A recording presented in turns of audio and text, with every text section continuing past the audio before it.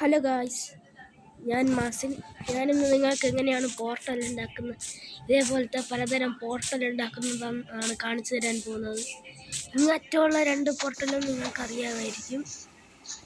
ഇതും ഇത്രയും ഞാൻ സ്വന്തമായിട്ട് ഉണ്ടാക്കിയതാണ്. ഇതിൻ്റെ ഒരു മോഡും ആഡ് ചെയ്തിട്ടില്ല.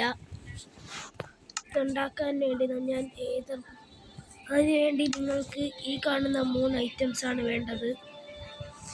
ആദ്യം നിങ്ങൾ ബ്ലോക്ക് സ്റ്റോൺ വെച്ച് 3 ബ്ലോക്ക് രീതിയിൽ ഉണ്ടാക്കുക.